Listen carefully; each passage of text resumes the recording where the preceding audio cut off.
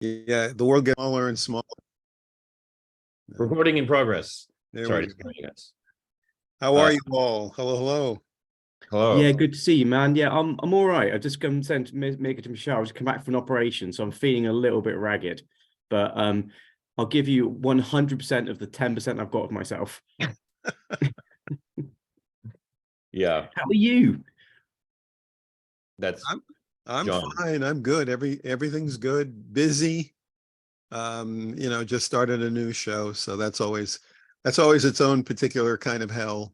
But other than that, I'm doing fine. I'm doing fine. Good to be here. The show is for Al Roker, is that correct? It is. It's something he created. It's not for him. It's for PBS. Mm-hmm. They're the ones that are paying for it, and they're the ones that are writing my checks. But it's a show that he created, and he's been working on it. They've been developing it for something like 10 years. So this is the end of a very long process. I've been attached for 2. And now we're finally doing it. So now the hard part begins. Mm-hmm. Nice. Yeah.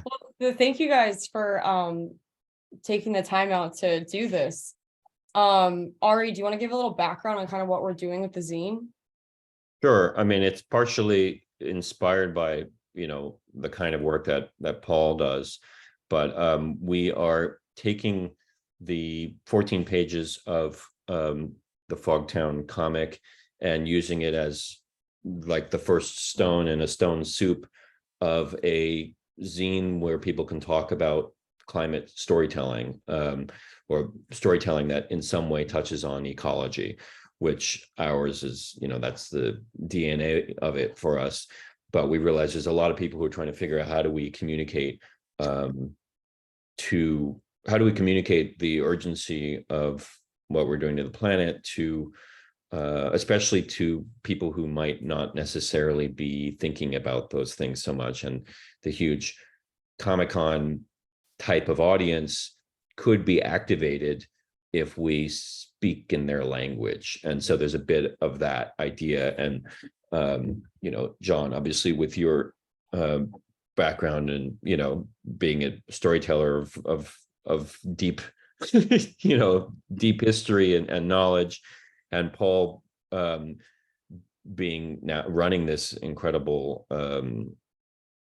publication, organization, social media, and you have had the book where you have basically activated comic artists and celebrities to kind of do what we're talking about doing, to, in your case, make like memeable comics that are, can be passed around, whether someone is 7 years old or 17 years old or 27 or 77, to try to reach an audience that is doing this with their phones.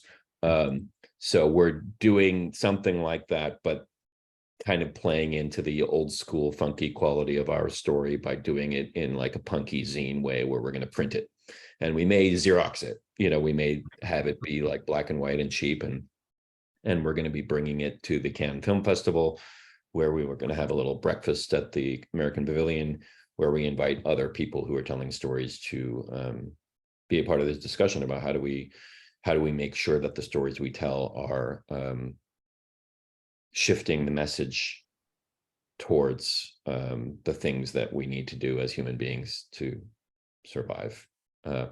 So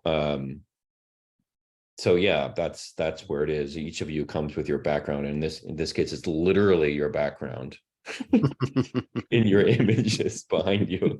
It's like, this is my background as a wall. But yeah, so I'd love to know a little bit about, how each of you thinks about messaging and how messaging works in the world of comic and visual storytelling. If either of you wants to take the mic and talk about that, that's Well, John, surely it's got to be you first, but if you want me to go first, I can do, but No, I want you to do it first. Oh, he's such a sweet man.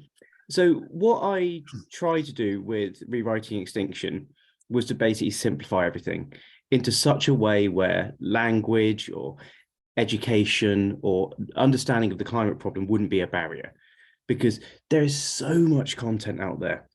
that just talks down to people or talks to people in the language of the person who is actually making the content, be that intellectual language or physical language. And it just cuts out so much of the global audience. And with Rewriting Extinction, what we're trying to do is take away all those barriers, find the absolute nub of a story and get it across in its simplest format. Because for me, the biggest and the most valuable currency on the planet is our attention. And people will spend their attention far less readily than they'll spend their dollars. Because you can earn more dollars, but you only have a certain amount of attention in a day. So for me, what I try and think is if I'm going to grab someone's attention for 5 seconds, for 5 minutes, for 5 hours, I best make sure that it's worth their while and they enjoy it first and foremost, and the story is worthwhile to read or to share, or whatever it might be. And at the other end of it, they come away having to think, well, that was enjoyable and I've learned something. I realize that's a very vague answer, but I think comics does that better than any other medium. It takes these massive, great big ideas and it distills it down to really short panels into sometimes the smallest ergs of like language. And you can put a voice in a rock. You can make a rock talk and you can make people care about a rock. You can't do that easily in any other medium.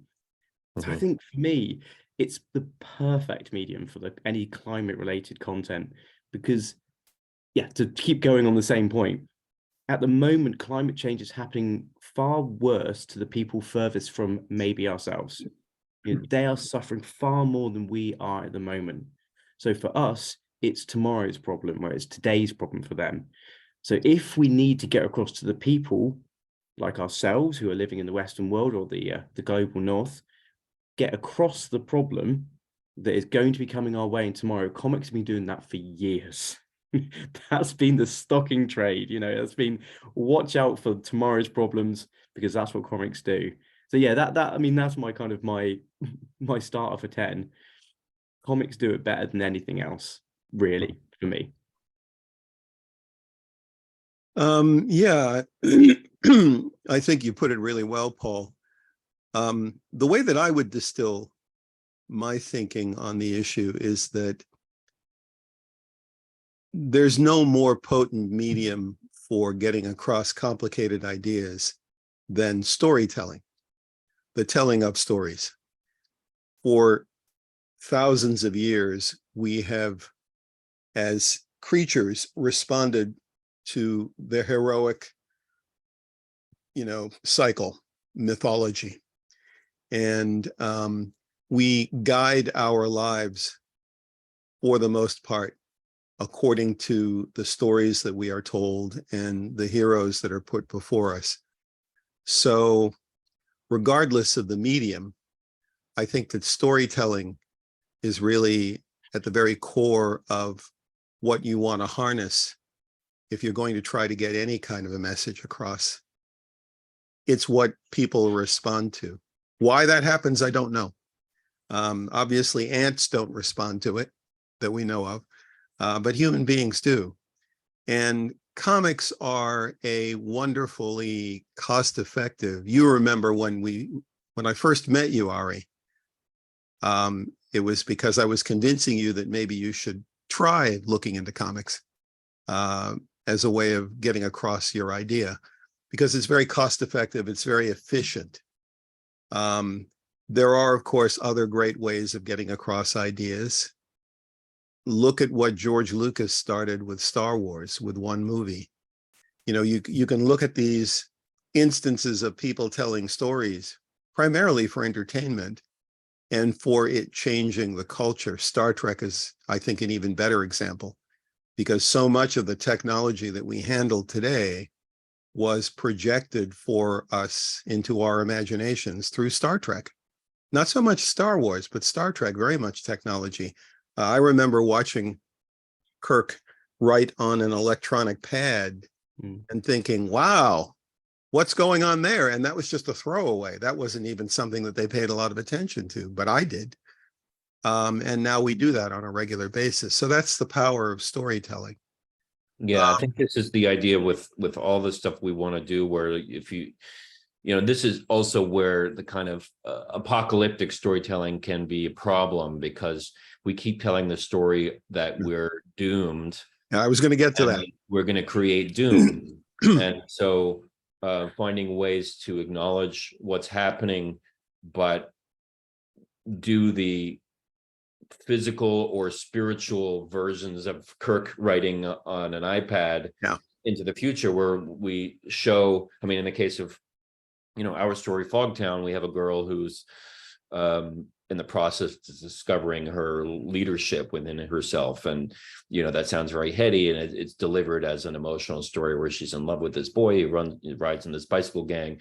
But ultimately, the messages that she's learning through her dreams and through this adventure she's in, our hope is that this is the spiritual form of the iPad for Kirk, where like people are like, oh, I can actually transform. I can actually become a leader. I can actually lead by, lead through the heart instead of. Here's what you should be drawing your inspiration from. Exactly your message in exactly the way that you want to convey it is what Miyazaki does with his animated films. Yeah, well, he's his Nausicaa of the Valley of the Wind and Mononoke for me are like major touchstones for this project. Those two in particular. Because he's been on this tip for a long time. He has, and I think that one of the lessons that you can learn from him is that he doesn't really hit it very hard.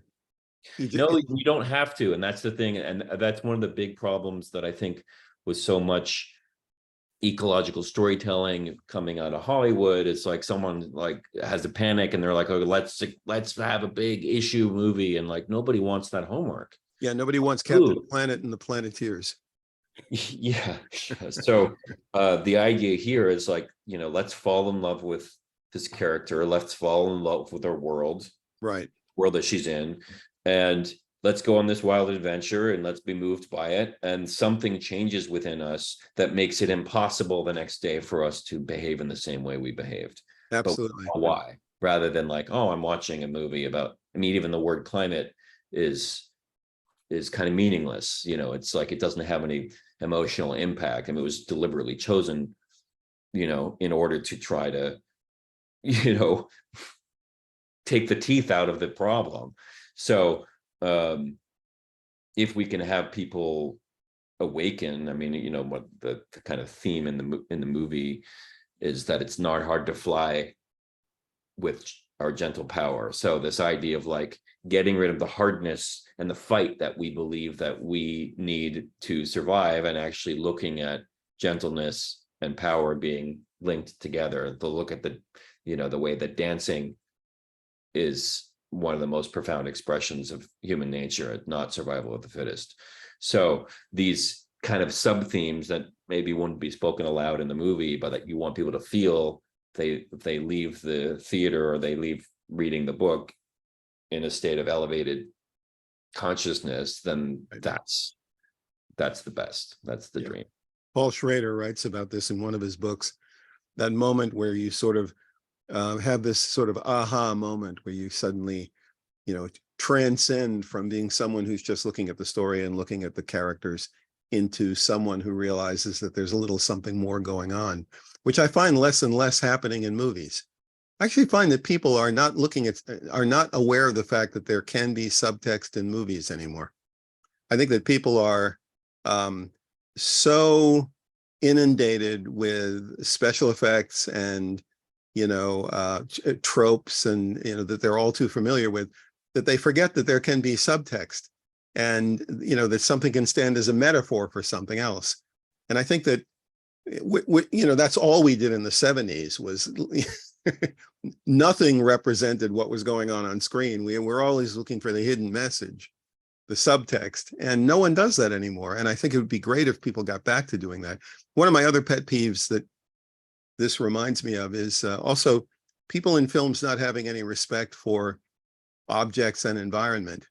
How many movies do we go to now where entire city blocks are destroyed in the middle of a battle, or a tomb that's been sitting there for thousands of years is suddenly wrecked as Indiana Jones tries to escape from the bad guys.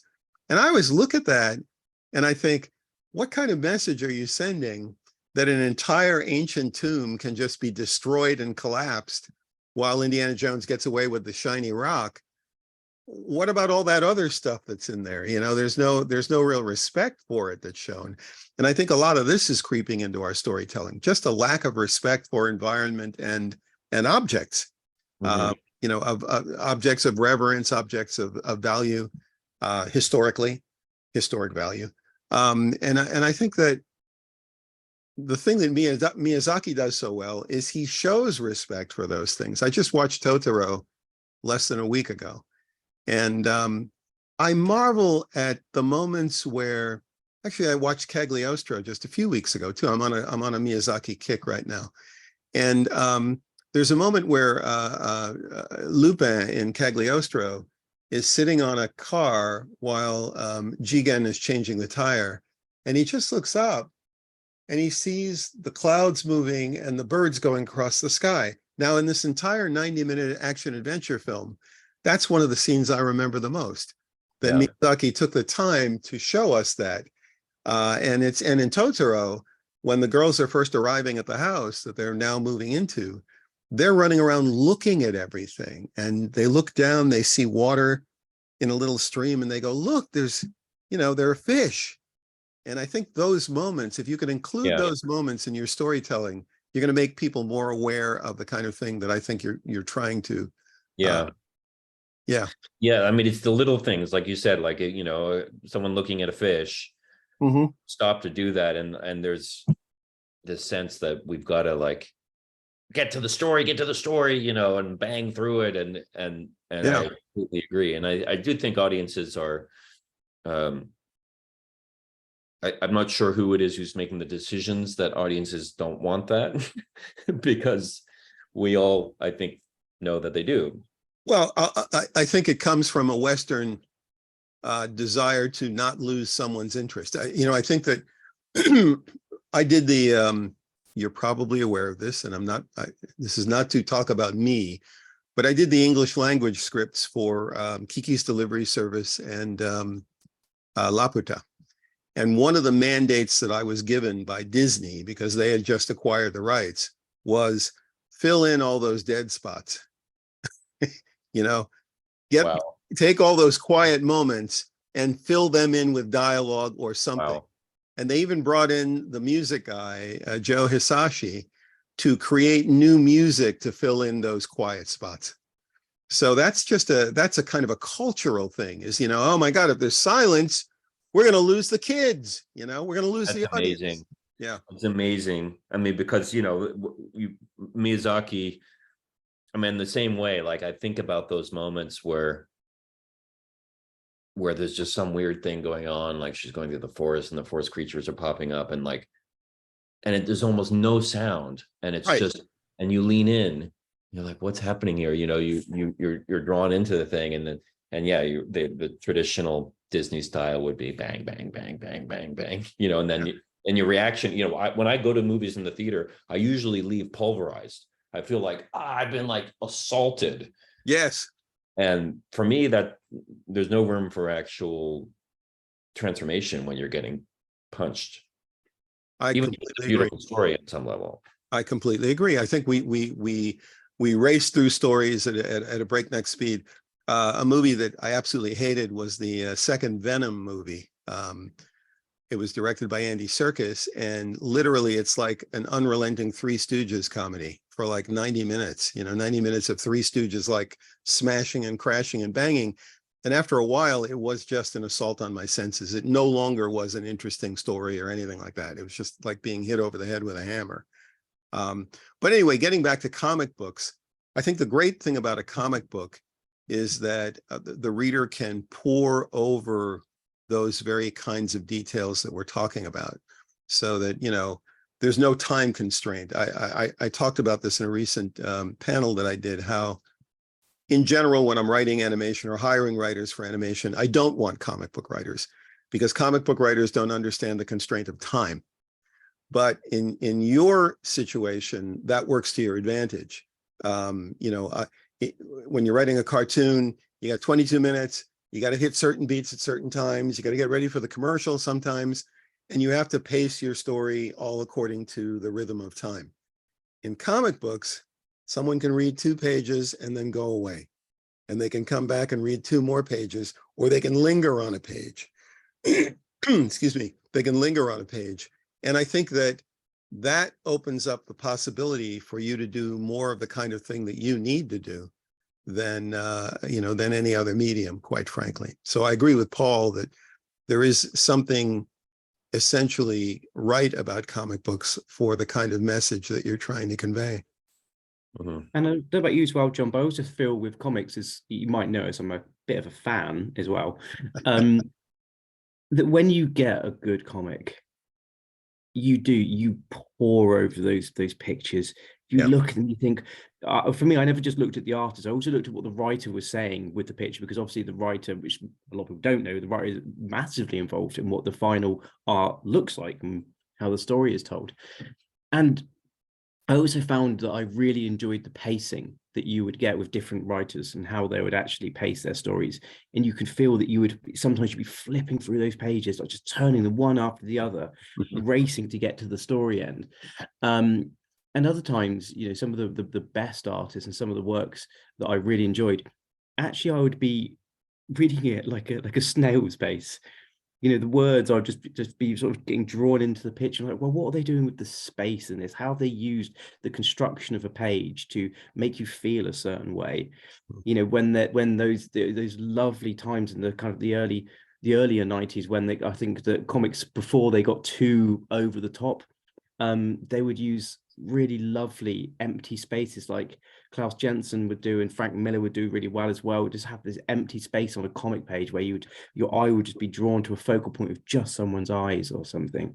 And you can do that, of course, in film. You can do it easier in animation, of course, but it doesn't quite hold the same. No, the medium does the reader control the pace, but is informed by the arm around the shoulder of the writer and the artist. I love that. I completely agree with you. I think it's, I even look at earlier examples. One of my favorite comic books in general, and from when I was young, is Tintin by Hergé. Yeah. Oh my God, that was my training for sure. Tintin. It's a brilliant comic book, and Tintin, and then as previously discussed. Yes, yeah. Well, they've got the tremendous similarities between the two. And then it's funny because I just went to a Japanese art exhibit a couple of days ago up at the Skansa Garden, and they had a couple of prints by Hiroshige. And he's one of my favorite, Japanese print artists of old. He did most of his work in the 1800s, if I'm not mistaken. But there's this tremendous sense of environment and characters within the environment, not heavily stylized. It's almost like you're looking at the precursor of Miyazaki. And very much Tintin, I think, has that same kind of ambience where you can read the story, but you could also just linger on the one square and delve into the detail of the environment. By making the environment so wonderfully detailed and not heavily stylized, it makes you more aware of the environment. It's like a photograph. And, a photograph by Ansel Adams or somebody who photographs really great environments, where just the isolation of the details make you more aware of what's so special about the environment that you're looking at. And so I tend to gravitate toward those kinds of artists, as opposed to, I love Jack Kirby and all those guys, but I want to see a really well delineated, nice still frame. Bill Sienkiewicz, as much as people love him, he drives me crazy because I always feel like I want to put glasses on to see what exactly it is he's trying to show me with all the splatters of paint and all that kind of stuff. I like people who've got just a really good sense of detail. And I think that makes you more aware of the environment, which translates into a better correlation between what you're seeing on the page or on screen, in the case of a movie, and what you're living in. So, yeah. I mean, this idea of connection to material objects that you brought up, John, is really interesting. It's like Alan Watts talks about America being people's, accusing America of being the most materialist culture. And he says America is the most anti-materialist culture, because if America loved material objects, they wouldn't produce such ugly places. Where he talks about the kind of like waste and trash outside of the cities and stuff like that. Yeah. That actually loving the material world is really important. Yeah. And it connects to the ecological factor, whether you're talking about a rock or a plant or an animal or the air or the water. But if you don't actually believe that material objects have value, because you can blow up a city block or whatever, there is a subconscious message there. Yeah. Every time I see an action adventure film, or there's one film where literally they blow up most of London. There's more than one. There's a few of them. But it was one that I saw recently where literally they're kidnapping a member of royalty or the president or something, and literally street blocks are blown up and buildings are blown up. I'm watching a really crappy Japanese a Chinese sci-fi movie. I love trashy B movies that are being made with all of today's great special effects. So, otherwise these would be really just awful movies, but now they're being made with these amazing special effects. I'm watching one called Future Warrior on Netflix. And the sheer amount of damage to the city is just, it's on some level it's fun to watch, yes, but on another level it's appalling to me. Mm-hmm. how much damage is done in these action adventure films. And then of course there's Superman versus Batman, where an entire chunk of Metropolis is just leveled.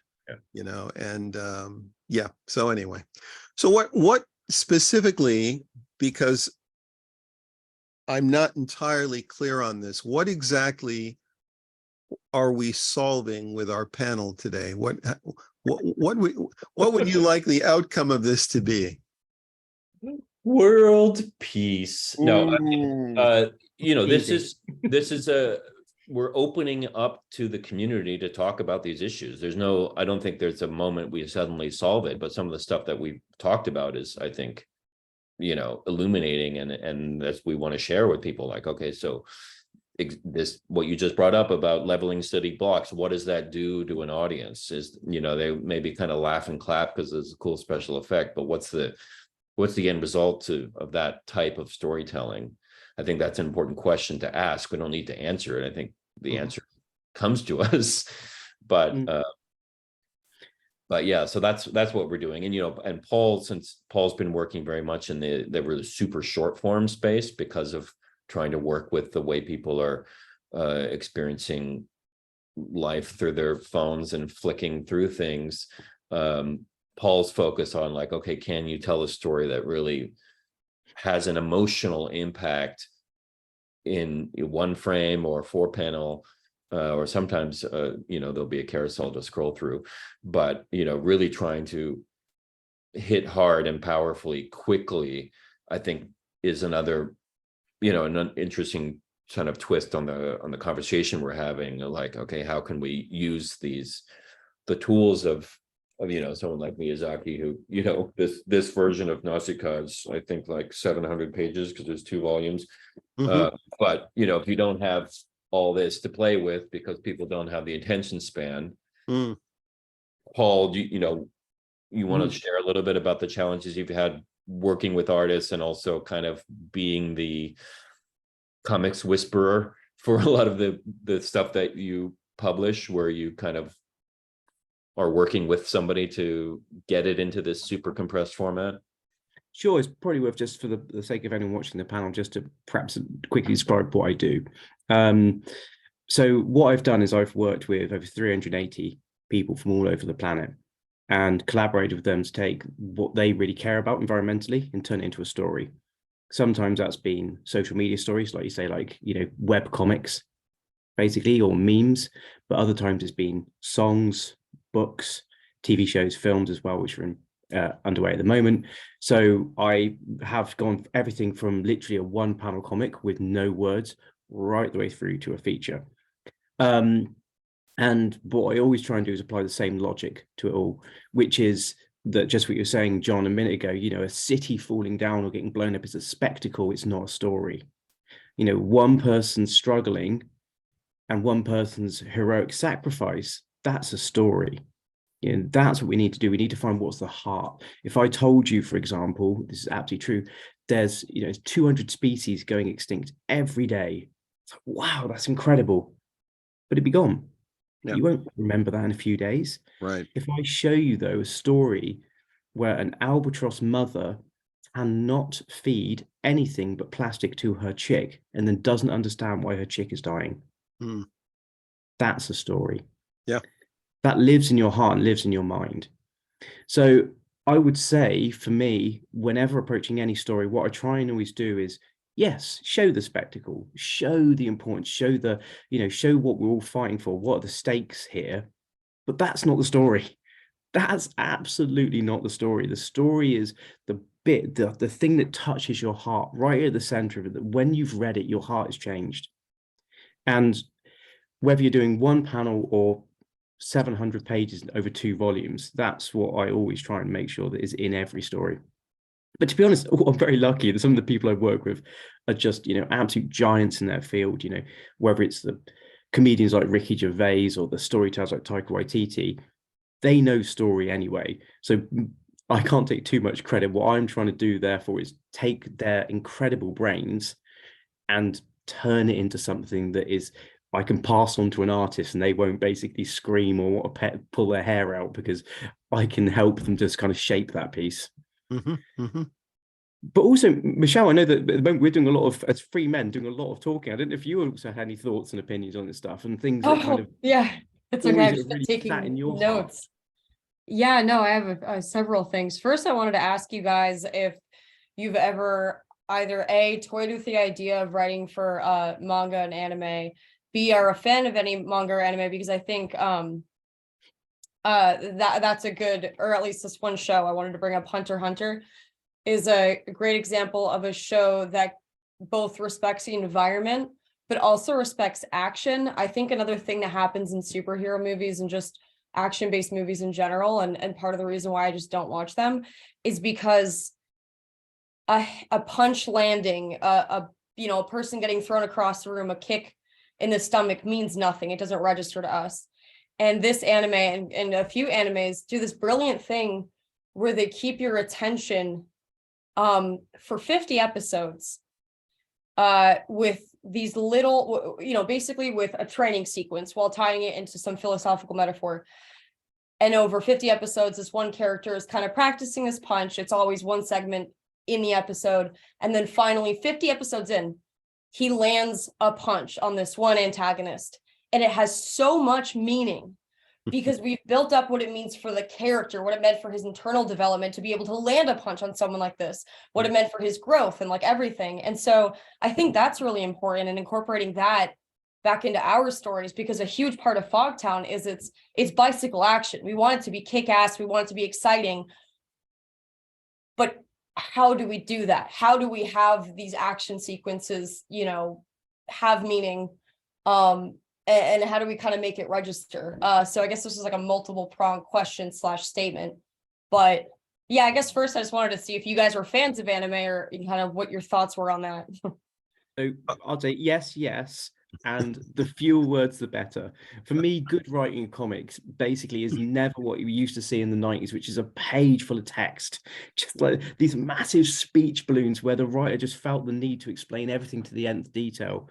And what John, you were saying about earlier, treat the audience with some respect.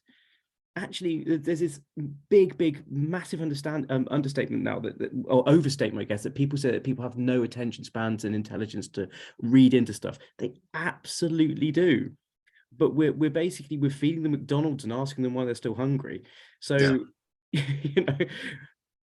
less is more. Don't fill that page with loads of words. Like, the right single word or the right 2 or 3 words in the right place will stick in our minds. don't keep over egging things. And I think that's what particularly anime does so well. Yes, it has quite a lot of text, but also it has these lovely periods of page after page of just story, just visual storytelling. So yeah, take that, absolutely take that, and think to yourself, hang on a minute, this panel's got 25 words in it. That's enough. Can I bring it down? Can I condense it? Can I actually make it feel more poetic or more meaningful? So yeah, that would be my quick tuppence worth. Oh, Yeah, Michelle, addressing what you were talking about, it is all about storytelling, and it's about the approach to storytelling. If you want someone to appreciate a punch, then tell a story that explains how they are ultimately going to appreciate a punch. A lot of the difference between the Western and the Asian approach to aesthetic, to art in general, is one of respect for detail and versus almost assault, just assault of color, assault of I don't know, shape, form, just assault. And I think that I was a fan of anime before it was called anime. So my first introduction to Miyazaki was Castle Cagliostro, which a lot of people don't even really think of when they think of Miyazaki. But, and even earlier, going back to his TV stuff, I was exposed to that film in 1980. And at that time in animation, everything was really about how ham-fisted you could be, showing you everything. There were a lot of old animators who regarded the animation of the 80s as being just illustrated radio. And I think that what impressed me about anime was how they did have a real attention to visual detail. They did have a real attention to moments of silence and to a slower pace sometimes when it was necessary. And I think that those kinds of things are cultural. If you go back and you look at the films of the real Japanese filmmakers like Ozu, people like that, or Shinoda, not even Kurosawa, because Kurosawa, even though he's considered, one of the foremost Japanese filmmakers, a lot of his influences were very Western. Yeah, super Western. Yeah, so he loves John Ford and he loves people like that. But if you look at someone like Ozu, where the camera remains static and frequently everything's in long shot, and you really have to concentrate on the characters in front of you and the environment, that kind of storytelling is what infused anime and has been presented to young American audiences in the form of anime. And I think it's a cultural difference. I think that we can learn an awful lot from that approach to storytelling, but it is all about the way you approach the storytelling. When I did Spider-Man, Spider-Man has a reputation, which I may have been involved in starting, of being nonviolent. There's no violence in Spider-Man. Well, it's not true, actually. But what happened was I chose not to have a lot of fist to face or fist to body contact. The rap is we had too much censorship. We didn't. We had the same amount of censorship as every other cartoon show on the air at that time. X-Men, Batman, the whole thing. But there were choices that I made because I had audience members as young as 6 and 7, and I chose not to model physical violence. I had a character who could shoot a web, tangle somebody up, and leave them dangling from a lamppost. I didn't need to have that same character slug them in the face. I just didn't need to. And you make choices like that if you're trying to be somewhat responsible. It's the biggest rap that people now try to hang on my series, especially people who've never watched the series. They go, "Oh, I'm not going to watch that because I heard they had a lot of censorship." Well, no, we didn't actually, but I made certain choices. They say, well, they didn't have real guns. Well, we did a whole episode about a kid getting a hold of a real gun. But rather than have villains have real guns and just shoot them off willy-nilly, I did a whole half hour about one of my main characters' son getting a hold of a real gun. And, Robbie Robertson finds out that his son Randy has gotten a hold of a real gun, and we see it, and it's a real gun. And it makes you think about what the ramifications are of having a gun in the household, what kind of harm it can cause. My friend Michael Reeves, who just died about a month ago, he did an episode of Gargoyles where somebody found a gun, accidentally fired it, it hit their friend, and the whole half hour was about the friend's recuperation. This isn't a cartoon show about gargoyles. But it was an award-winning episode because, see, that's another thing is when you look at a movie like John Wick, and I love John Wick, but the fact of the matter is people get killed in these films left and right, and you never are left thinking, did they have relatives? Did they have someone who loved them? I love it when we're watching a movie and even the villain has to accomplish something, and in order to do that, in order to get into the hotel, they killed the doorman. Like in Die Hard, when there's a guy sitting at the security desk and he's one of the first guys to get shot.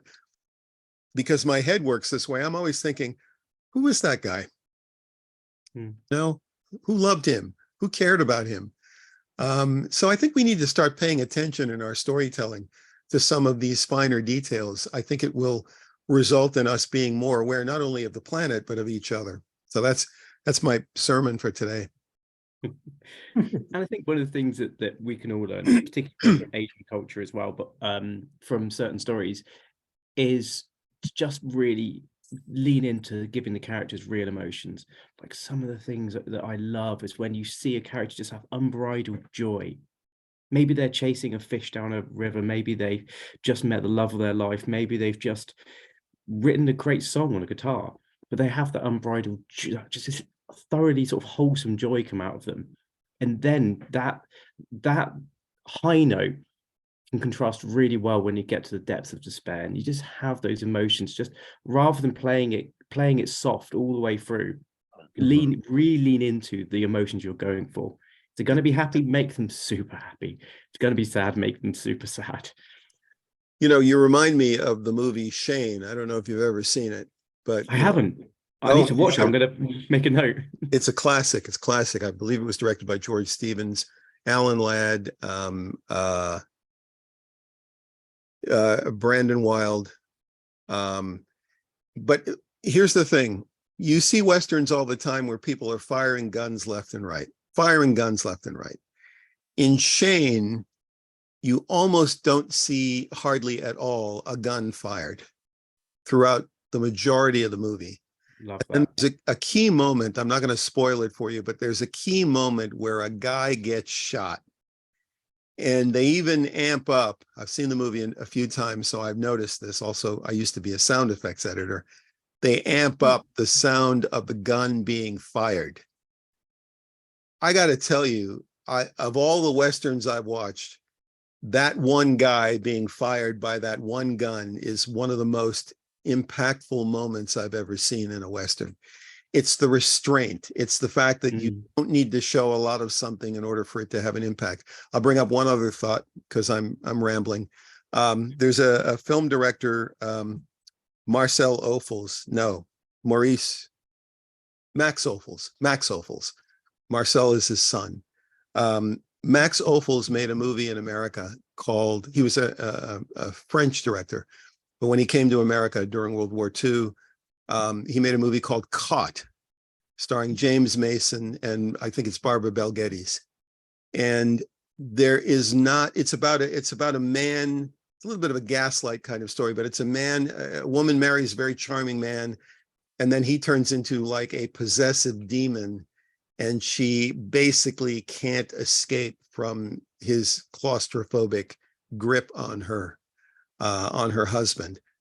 And the movie doesn't have a single close-up in it until a very pivotal moment where she confronts, she makes her escape or confronts him with his insanity. And then you see a close-up. And it's fascinating how impactful that close-up is. it's just like bam, and I think it's a 2-cut. I think it's like a medium and then goes to close up. And it's almost as if somebody socks you in the face. So again, picking and choosing, pacing, these are kinds of little details that I think make stories so much more impactful. Love that. Paul, I just want to reply a little bit to your point about joy.